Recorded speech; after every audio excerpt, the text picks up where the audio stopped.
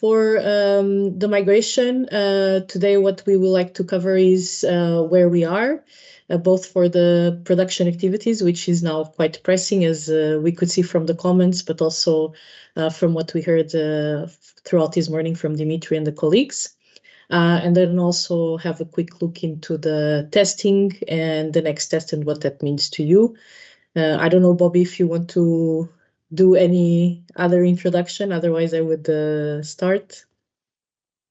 No, you can go, Anis, I think. But what we'll do is we did get a lot of questions, so anytime you can integrate one, feel free, and then at the end, I'll look for ones that we might have missed. Yeah.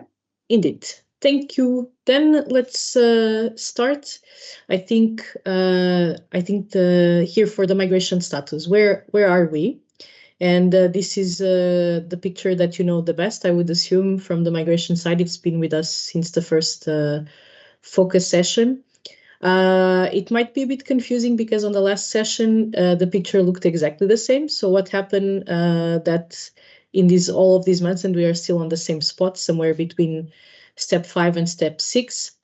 So just a quick reminder here, last time we had executed all of these activities up to the pre-migration, which is including the counterparty connectivity and the counterparty setup of its own reference data and testing the user's access. And we would be somewhere waiting for the preparation week to start. Since we had the change of the go-live date, it meant that we had to extend a little bit this pre-migration phase. We came up last time, we explained this a little bit, this pre-migration phase 2, which in essence is just an extension allowing the counterparties to still be connected, specifically throughout March, to finish any of the setup they would need for the users, create new users, eliminate old users, and also for the NCBs to keep the reference data update. So we are about the same step. We are 1 week away to finish the pre-migration, as you will see in the next slides. And after that, we have the preparation week and the migration weekend, so the last 2 steps before the go-live. So this is in our journey where we are. And I think on the next slide, we have a few details of what we've been up to up to this point. So maybe we can go to the next one, please. There we go. So we are 1 week away from finishing or closing this pre-migration phase 2. This is for the production environment. The end of the phase is planned for the 28th of March, which is next week, Friday. So this phase was an addition, as I mentioned, from the decision to change the go-live date. And the idea here is to have the NCBs keeping their reference data up to date, closer to the go-live. Besides that, so this is what we've been busying ourselves with in prod. And then for the testing, we had this one test in EAC, this test 12, during February, as Dimitri mentioned, is in his starting speech. This test does not involve the counterparties because it is in the EAC environment, but the test was quite successful in terms of our goals, which were to validate that we could still execute and use the migration tools as expected. And we are currently preparing to execute this last migration test and rest rehearsal, which is test 13. We will start on the 28th of March. As you will see, it's the preparation of the environment. The test itself starts on the 31st of March, and the test will be in the U-test environment. So counterparty may or not be involved. We have more slides on that later. And on the bottom, you have just a quick timeline if you would to put all of the prods and the testing activities related to the migration. This is how it would look like in terms of the dates and the timeline from now until the go-live. So now moving towards, I think, more concrete things. And we would like to start with the production activities, because then this helps explain what will happen for the migration test 13. So if we can go here to the migration activities in prod. So current activities, pre-migration phase 2 is concluding. What should the counterparty do? So I think this is quite linked to the questions we got in the chat about when can users be created or not. So I'll try to address that. So what should the counterparty do? We have 1 week to finish, but during this phase, you should have ensured, and you can still do it, that you can connect to the ECMS. This is in U2A. Even though the testing of the connectivity of a counterparty, both in U2A and A2A, is done during the connectivity phase, and this took place in May 2024. We did have, during the pre-migration, you can always access in U2A, so you can always test the U2A connectivity for A2A connectivity, if applicable for your counterparty. We had additional windows where you could test this A2A connectivity, mostly if you are a new counterparty or if you had issues previously where you could not have tested this successfully, or, for example, if you had big changes in your configuration that would require this, you could liaise with your NCB and test in one of these slots. So we had one slot during the pre-migration phase 1, which took place in September last year. And now we had another window that actually took place last week and this week in the prod environment to test your A2A users' connectivity. And we have 1 week buffer. So actually by next week, you can still execute this A2A connectivity test if needed, if you haven't done so. This should be done, but we've also monitored in September until September the connectivity, and at the time we could see that we had reached 100% connectivity for NCBs, CSTs, TPAs, and the regularly monitored actors, like the most important actors for the NCBs in this case. This was all 100% until September last year. And on the closely monitored actors, for the closely monitored actors, we had 100%, and for the regularly monitored, so the RMAs, we had 96% of connectivity. Hence the decision that now in this extension of the pre-migration, U2A access is possible throughout the month of March, but the A2A connectivity, we had a 2-week window only to test this, which is now extended to make 3 weeks until end of next week. So first of all, you can still ensure that you can connect to the ECMS. You should also ensure that all of your users, this means all of them, all of the ones that you will need for the go-live phase, are correctly set up. This means the users are created. Either new ones that you had to add, they are now added, and old ones are deleted, and they have the correct access rights. And you should also verify that the data is correct, meaning that whatever you sent to your NCB as part of the registration form is correct and as expected. One example is the message subscription. So this is quite important to finish by the end of the phase, which is next Friday, so 28th of March. And also this is because the counterparty user access will be temporarily removed. This doesn't affect the configuration of the users. This is just a kind of a block that we will make into the system so that you cannot access closely after the 28th of March, and this will be there until the go live. This is to avoid problems with the system, that you would do any activities that would put at risk the stabilization of the environment for the actual go live. So this is why it is in place, and overall we also need to ensure other preparations, and so this is the last opportunity for your counterparty to execute the steps above. So please really do make sure that by the end of next week you have done all of these tasks that you need.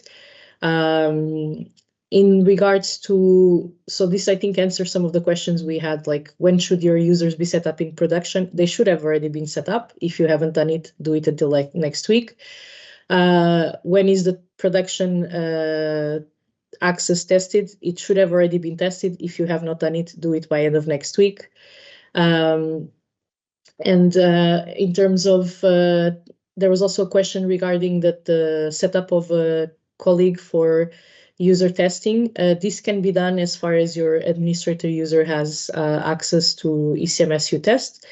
And so throughout April, you can still do that, except for during the migration test, where we mimic what we have in production, and therefore counterparty user is also blocked during this week from the 31st of March until the 6th of April.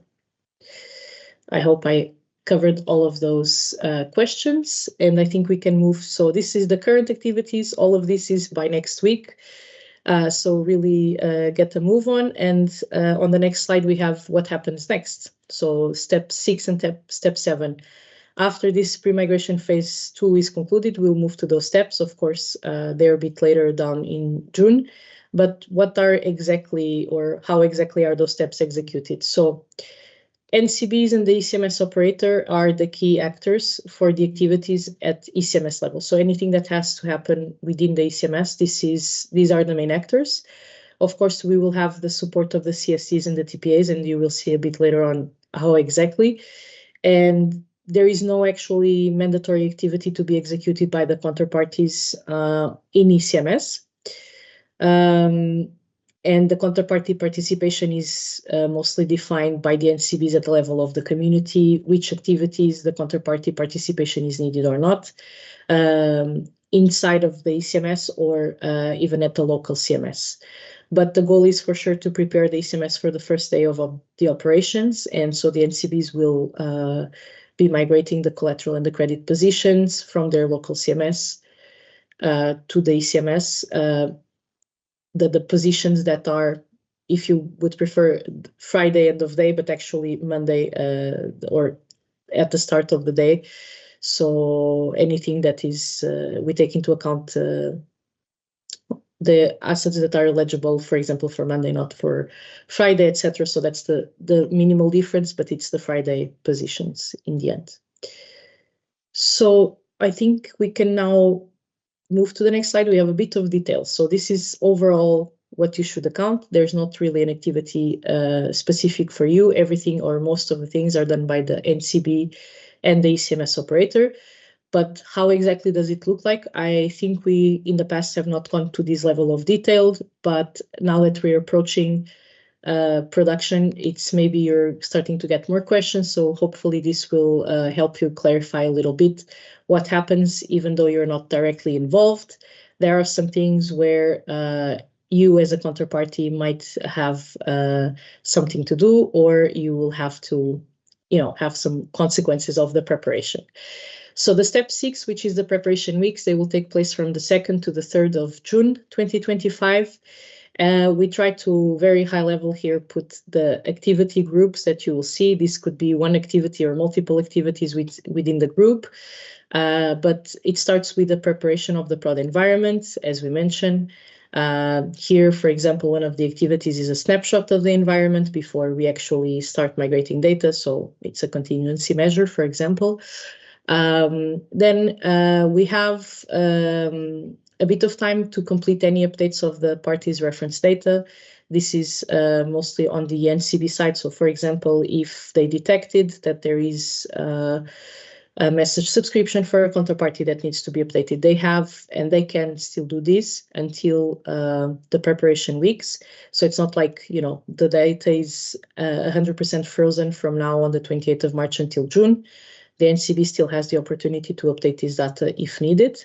Same goes for the ECMS operator with, a system parameter, for example. We have the processing of the Eurosystem data, the reception and the processing of this Eurosystem data. And here we are referring to, for example, the list of eligible assets or the prices. All of these we receive in ECMS from other systems, and we will be receiving them in prod from the start of the preparation week. This is just to make sure we have enough time to deal with any situations of the configuration of the connectivity between the systems, for example. We have then the provision of marketable assets reference data to CRDM and the TPAs. We start doing that also from the preparation week. We have the migration of the credit claims reference data by the NCBs, and this is one of the tasks where I think there is a direct impact on the counterparties. because following that, the NCBs will provide the new counterparty, the new credit claim ID to the counterparties. And then there is also on the side of the NCB, they have to prepare the local CMS for the migration. So a bit of details on these last two activities because they are of relevance for you as counterparties. So actually on Friday, the 13th of June afternoon, the migration of the credit claims is done until Wednesday. And then on Thursday, there is a reconciliation of this migration.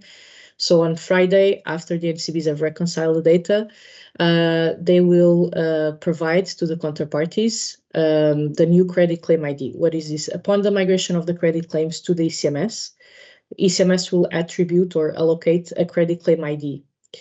Even if the credit claim is not new, it is new to the ECMS. So there will be a new ID, a new identifier. So what the NCBs will do is provide to the counterparties a reconciliation between the old ID, so the ID that was used in the local CMS or on the counterparty system, versus the credit claim ID created by the ECMS and the credit claim ID that you will be using moving forward.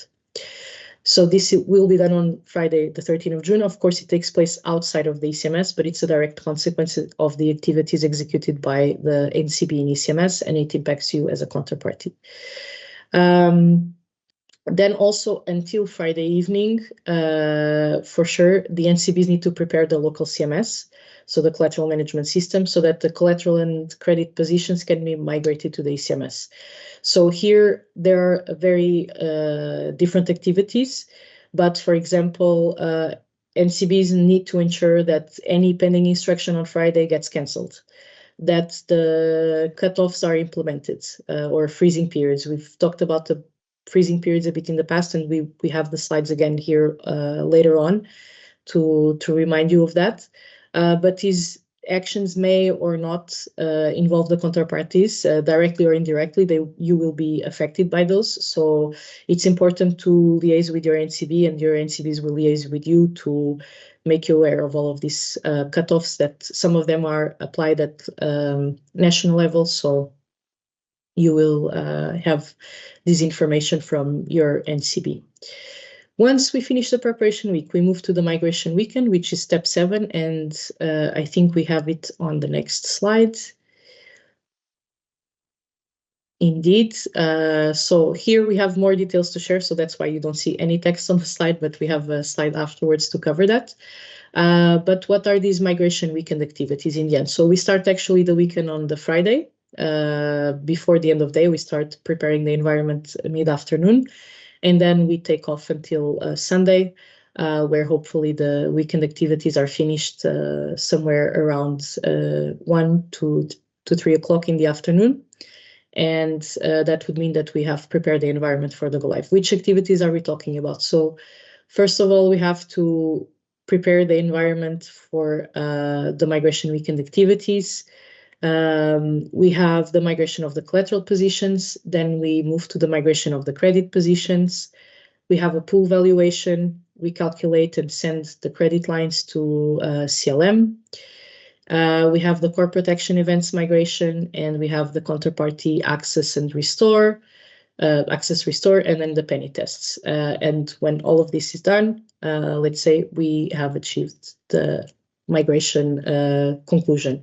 As you can see, all of these activities from start to finish, they will be executed by the NCB with the support of the ECMS operator, the 4CB, and also with the support of the CST for the case of the corporate action event migration, and from the TPA for the tripartite positions migration. So a few details that are important for you to know or to be aware of. We have them on the next slide. Collateral positions. So as I mentioned, collateral positions, there are different kinds of collateral, so it includes all of these different types of collateral. All of these positions will be migrated to the ECMS. In terms of the tri-party transactions, this will be migrated to the ECMS with the TPA support. What is important to notice is that, for example, in these collateral positions, we would not include any position that is not settled by Friday, 13th of June. So, for example, any pending instruction or any instruction that is pending settlement in T2S, for example, or that has been instructed in your local CMS for a future date, all of these are not migrated to the ECMS. So, for example, if you would have instructed something for a future date, I don't know, the 16th of June even, which is the go live date of the ECMS, this is not migrated to the ECMS. So you would need to do this re-instruction in ECMS because this will not take place. So one of the activities in preparation for the migration weekend is, for example, for your NCB to follow up with you or to execute themselves if it's possible to cancel these instructions because they cannot be migrated. Also, to prepare for the weekend and to prepare to allow these collateral positions to be migrated, the NCB will apply these cutoffs. One of them is for the registration of new credit claims, but also for the demobilization of marketable assets, both in a domestic and the cross-border context. We have more on the cutoffs on the next slide, so I will hold on for that on the next one. On the core protection events, what's important for you to know? The migration is executed with the support of the CSTs when possible. Otherwise, the NCBs will themselves create the core protection events in ECMS. More important than that is to know that any event that has a record date prior to the ECMS go live and the payment date after the ECMS go live, so any core protection event that fits these two categories, will not be migrated and cannot be migrated to the ECMS. Similarly, elective events, unfortunately, cannot be migrated to the ECMS. We are using the functionalities that exist in ECMS that will be used by you all after the production, after the go live. However, because of that, we are also limited because not always these functionalities allow a migration exercise.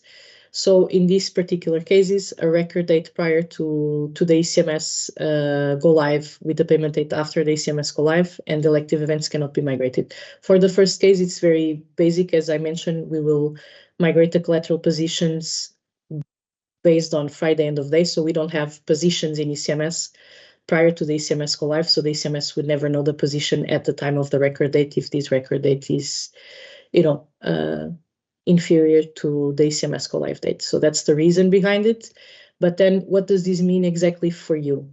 If these events cannot be migrated, this is a reason why perhaps your NCB will request you to substitute or demobilize any marketable asset affected by core protection events in advance of the ECMS go live. It could be for these reasons or other reasons, but it could happen that your NCB will request this of you.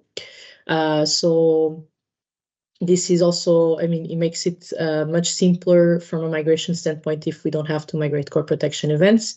So this would be one of the reasons behind these requests on if your NCB requested this of you. Counterparty access, restore, and the penny test. What are we talking about here? So as I mentioned, counterparty user access will be blocked or removed at the end of the pre-migration phase, so after 28th of March. And then you will only be restored at the go live weekend somewhere. So this is scheduled for Sunday at 7 a.m. If all of the activities are concluded as expected, we would restore your access. Then at national level, your NCB may request you, counterparty, to perform some tests on Sunday already. So in advance of the go live Monday, they might request you to access the ECMS, for example, or generate a pool position report, or even anticipate a marketable asset mobilization instruction that you already had for Monday. They might ask you to do it on Sunday to ensure that it's working as expected.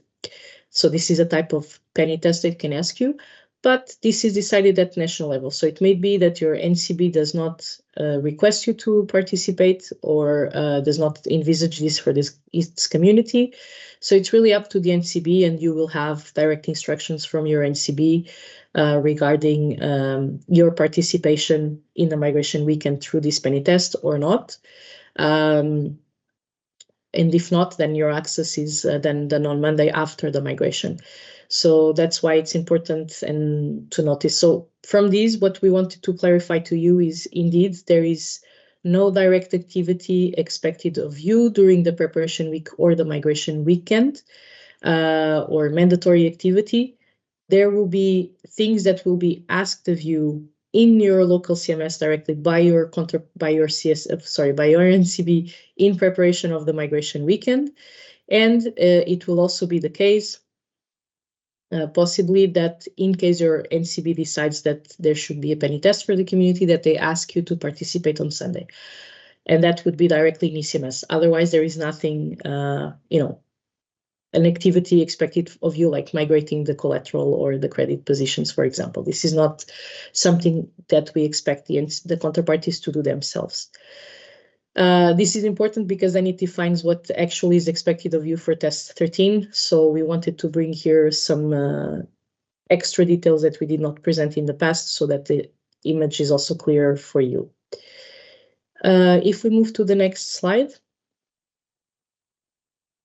These are the freezing periods and the cutoffs. I think we've covered these exact slides in the past, but they are important to know. Depending on the different types, we will have different cutoffs, and they can be either at the NCB level or Eurosystem level that they are applied.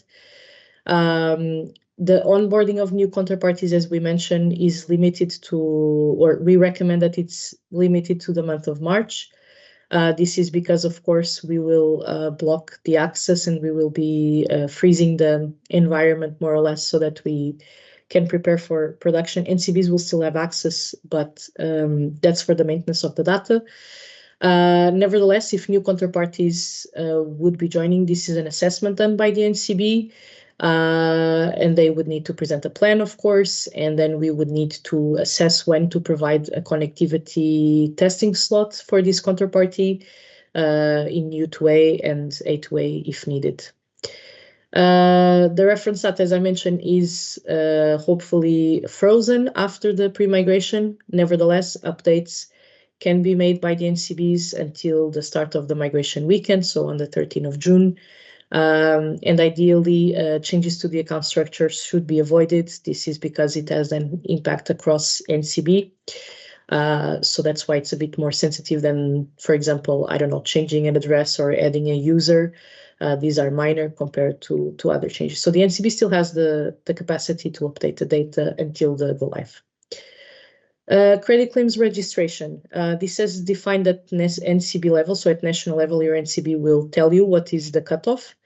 But the recommendation is to prevent new credit claims from being registered as of Thursday, 12th of June, inclusive. So until Wednesday, fine. But after that, we would avoid registering new credit claims. This is because, as I mentioned, the migration of the credit claims happens on the preparation week until Wednesday. So trying to think back to the date, 11th of June. And then on the 12th of June, the NCBs are reconciling. So yeah, ideally we should avoid this also so that on Friday you receive the credit claim IDs. Otherwise, there is no possibility it's too close or too tight in terms of schedule for the NCB to provide these to you. Marketable asset instructions. Domestic instructions, there is a cutoff defined at NCB level. So here we will not, we cannot provide you the exact timing, but there should be a cutoff because, as we mentioned, by the end of the day, we should not have any pending instructions or, we should at all costs avoid even the worst case scenario, which is to have a matched instruction that is not settled, but it's also not cancelable if that's a word that is not, because it's matched. So that's why we should have cutoffs to make sure that by the end of the day, everything is settled and there is no pending instructions. So you should have a domestic cutoff defined by your NCB. But for CCBM instructions, of course, we apply a cutoff specifically on Friday, the 13th of June, that is applicable across the NCB. So it's the same. And we actually have some details for that on the next slide. So maybe we can go to the next one. So what are these freezing period and cutoff in the CCBM marketable asset instructions? So on Friday, the 13th of June at 12, There is a cutoff for the reception of counterparty instructions, so related to the cross-border assets in the home central bank collateral management system. So by 12, you should have sent to your NCB, your home central bank NCB, the instruction. By 12:30, your home central bank NCB needs to have sent, and it needs to be received by the cross-border, or the corresponding central bank needs to receive this message in their local CMS. So 12 for you, it's the limit for you to send this into your home central bank system. Then 12:30 is the limit for the home central bank to send this to the corresponding central bank system.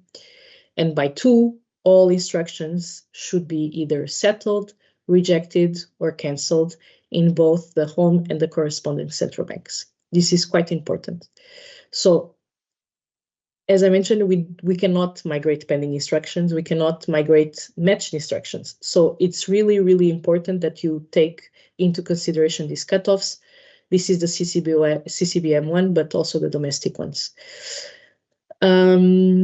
So this is just a reminder because we have, of course, mentioned this already last time. So I think we can move now to the testing part, unless there is any. I will try to reply to the questions, I think, later, because I cannot still read and present at the same time to read 2 different things.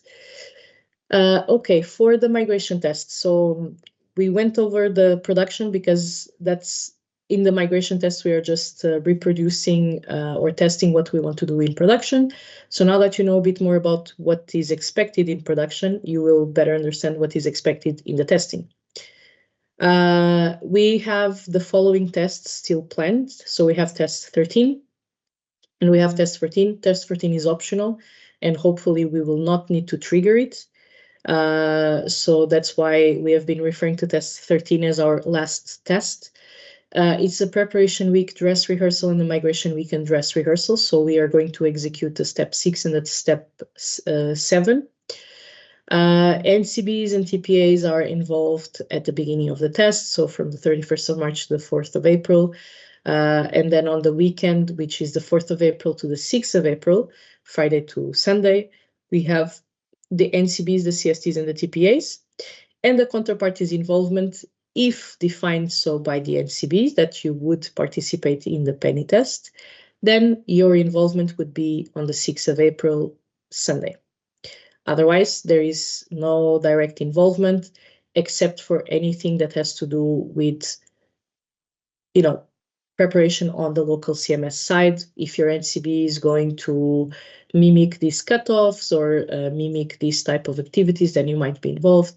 Otherwise not. It's a bit difficult to maybe execute these cutoffs and these type of activities in currently in testing, because you are testing in ECMS and not in the local CMS testing environment. So it might be a bit difficult to simulate, but maybe the NCBs will simulate with you the communication or this type of activities. So it really depends on what your NCB will define for the test. What's important to know overall is that every time before we have a migration test, we have to do preparations of the environment, because we have, for example, to delete the transactional data that already exists. We cannot have positions there to migrate positions. So we have to delete this type of data. So there are several steps of the preparation that we need to do. And because of that, we require at least 1 day for making this happen. So for test 13, this will be the 28th of March, which is next Friday. So next Friday, the 28th of March, you will not have access to the system anymore. And you should, and even if you can access, then you should avoid making any activities. It will not be possible to do any testing. So that will be happening on the 28th of March next week. If we activate test 14, then that's the 2nd of May, which is a Friday before the test starts. Also, after each migration test, we should evaluate if the migration or the consequences of the migration, if there was anything that is looking like it should not or is not correct because something that was done during the migration. This is also how we evaluate if the strategy is correct. So it's kind of mimicking the go live. This is the post migration. Usually for the tests, we do the 2 days after the migration weekend. For prod, we will be monitoring this for 1 week. But mostly for support of the operational teams and also for the reporting. But in the migration test is a bit more serious because it's useful for, as I mentioned, validating the strategy. So in test 13, this is Monday the 7th of April and Tuesday the 8th of April. For test 14, it would be the 12th and the 13th of May. However, for these tests, and as you could see, I think Bamini explained these, after the test 13, there will be an ORT happening in U-test, and there will be lifetiming periods. So actually we are in like perfect conditions for mimicking what will happen after the migration in prod. So, and we have these on the next slide. There is a special request for counterparties on Monday morning, so Monday the 7th of April, to try and access ECMS, which we suspect will be the behavior also in prod, since you will all be curious to see if you have access to the ECMS and how it looks like, besides conducting your activities. So we want to try and mimic that a little bit as well. So there is here this reminder for you to try to do that. So this is overall the testing timeline, but then what does it mean for you test 13? I think we explained very thoroughly, but we can go to the next slide where we have a bit of the information. Since you are not the key users or the key actors for the preparation week or the migration weekend, the main actors are indeed the NCBs and the 4CB with the CST and TPA support. So your involvement very much, and as I mentioned throughout the presentation, requires, it's basically or depends on what the NCB requires of you and of the community. So taking into consideration what will happen in prod, it is possible that you are involved on the following activities: the provision by the NCB to the counterparties of the reconciliation between the old and the new credit claim ID. Of course, this is only applicable for counterparties that have credit claim positions. Your NCB might ask you to access ECMS on Sunday morning at 7, following the reactivation of the counterparty users. But then again, this depends what your NCB decides at national level. And then also for the penny test on Sunday morning, this will depend if your NCB request is of you. Nevertheless, this does not depend on your NCB. We would invite all of the counterparties on the 7th of April, which mimics our go live date for the purpose of test 13, to try and access the ECMS on the morning and confirm that you have access. So this is what we would request of you for test 13. Lastly, on the last slide, we have something that is very usual here as well, is just these important reminders. It's important that you respect the execution of the migration in prod and test activities by only executing activities requested from you, executing the activities at the time requested, and respecting the environment availability. So do not try to access ECMS tests during the migration test, because this is not asked of you. Do not try to, execute any other activities like trying a mobilization in prod. This is not expected. This may have side effects that then we would need to deal with prior or post go live. So specifically in prod and even for the test, this may cause other issues. So really respect this availability and the activities that are requested of you. And I think this was the end of the presentation. So I don't know if Eileen or Bobby will come in now. Thank you, Anissa. There was a lot of content, a lot of slides. We're just going to, put the question slide up here for a second. Again, you can raise your hand, but we cannot bring you in verbally in the session, because then we will mimic a whole migration weekend, like Anissa says, we will be here until Sunday if we start open up for full discussion. So please submit your questions via the QR code or via email. There's a few questions in there for you as well, Anissa, but I'll just let you look at them a little bit. I think you answered most of them, and some of them are maybe more for the NCBs. So I want to just bring Bobby in and Bamini for a few minutes to handle a few other questions that have come in. Bobby, over to you. Yeah, Ellen, I think she took quite a lot of them actually, but while she's checking, we can, Bamini has a question about our last OMO campaign. Yeah, indeed. There was a question related to the issues that was faced in the last campaign, whether it will be handled for the next campaign or for the go live. Yes, of course. Yeah. Just to answer quickly, I mean, I see you, the person's colleague has mentioned about the FTDs. Yes, indeed, we faced a technical issue, but then that was already fixed during this time. And then we were able to send a new set of FTDs already, and that was successful. So that issue, the technical issue has already been handled. But the other aspects that you had mentioned with respect to the interest calculation, yes. Yeah, so we will look into all the issues that comes out of this campaign and definitely process it and assess the criticality, and we'll definitely try to will fix it before the next campaign and for sure before the go live. And here I also, I mean, if you want to express the criticality, please go ahead and explain this to your national central bank, just so we don't miss anything. Okay, but rest assured, we definitely do this assessment at our side and ensure it's all fixed before the next campaign. Yeah, so that's on the OMO, and then we have there was also a question about the open market operations on the 13th of June. For this one, please liaise with your NCB, because on the 13th of June, we're still in the old CMS. So please liaise with your NCB to see if there are cutoff times. And Isa already spoke about the cutoffs related to marketable assets. But for all of these, you'll have to check with your NCB. What was in Anna-Isa's presentation and what was very important were the 2 points about the credit claim identifiers and the point about the pending instructions. I would ask you to please go back and to look at this and to see if you will be affected or to be ready perhaps to be affected by these, because these are two issues that if you are aware of them, everything will be fine. But on the go live day, they could be a cause of anxiety if you see a deleted transaction before the go live, or if you see the credit claim identifier having been changed. These could cause anxiety. So please, everyone, go back through the slides and check this if it has an effect on your side.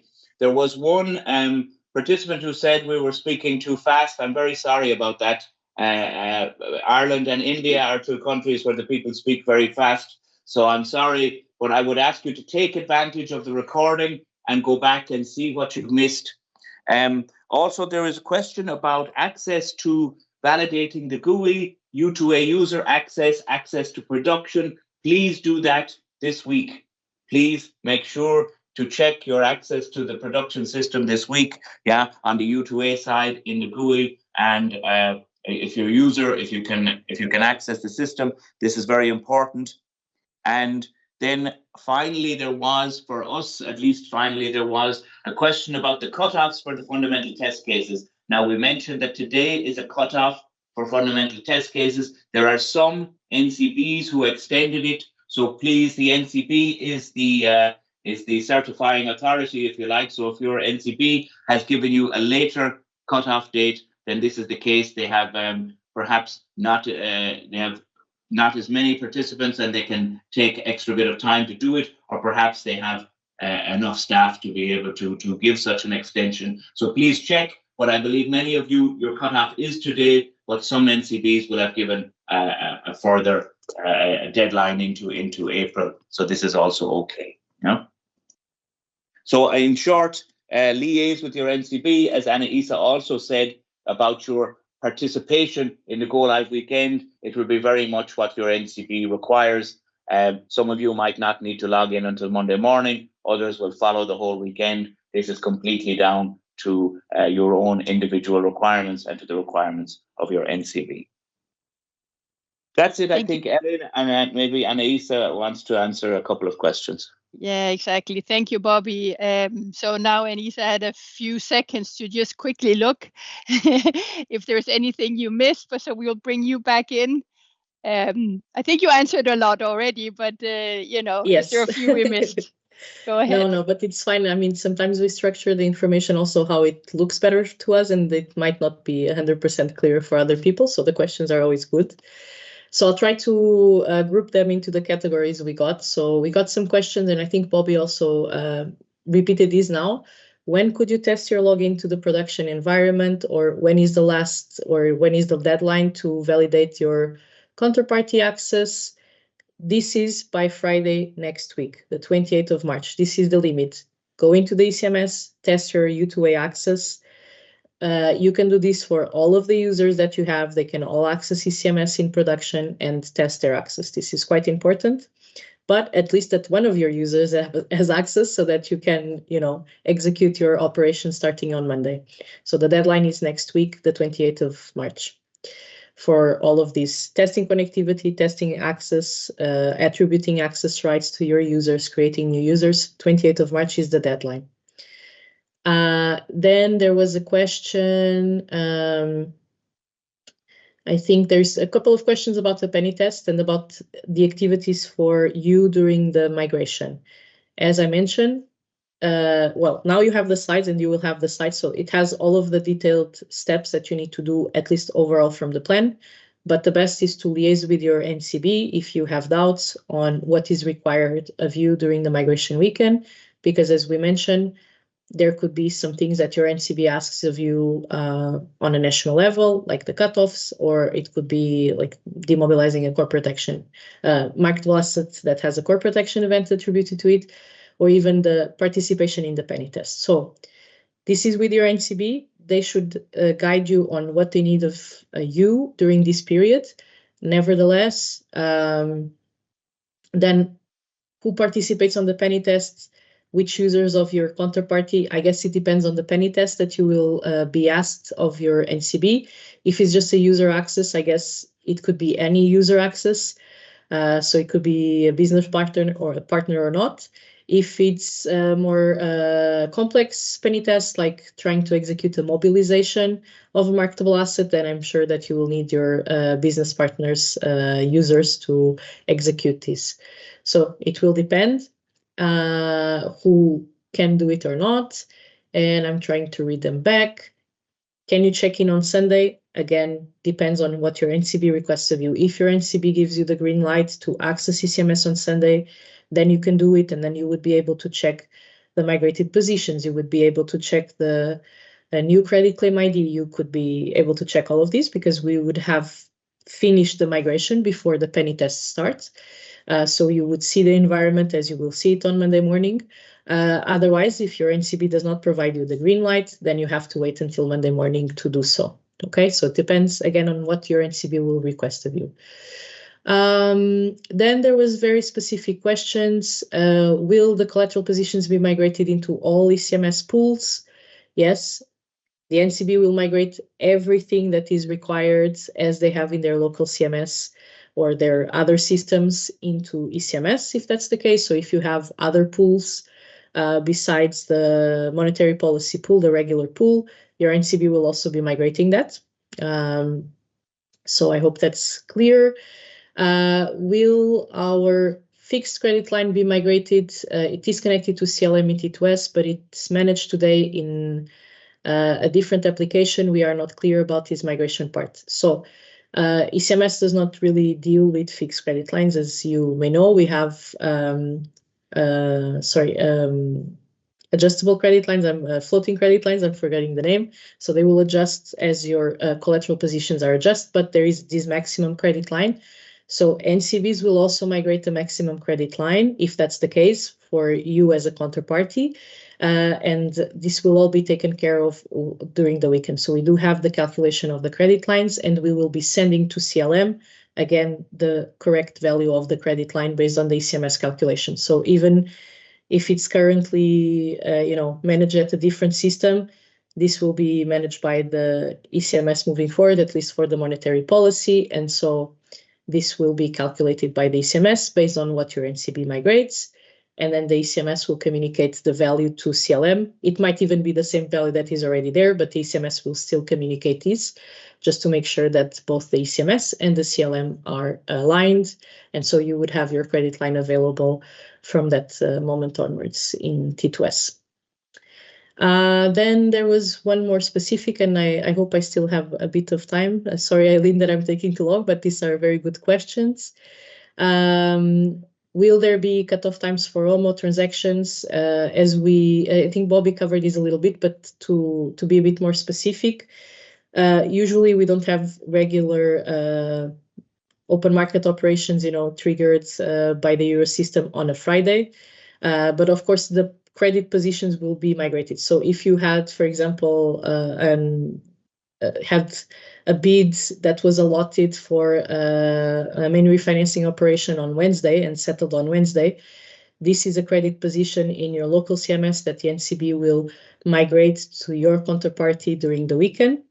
We don't expect to have operations triggered on Friday because the calendarized operations do not work like that. And you have the calendar in the ECB website if you want to look at it. So there shouldn't be any migration of operations not yet settled. But if it happens, it can also be done. And of course, in terms of marginal lending, they are not migrated to the ECMS because they are reimbursed at the end of the day. And this will happen in CLM before the switch to the ECMS. So there is nothing to migrate in terms of marginal lending on request to the ECMS. And of course, same as for future instructions of collateral, future instructions of marginal lending, if this is possible currently in your local CMS, will not be able to be migrated to the ECMS. So you will just need to re-instruct again in ECMS as of Monday.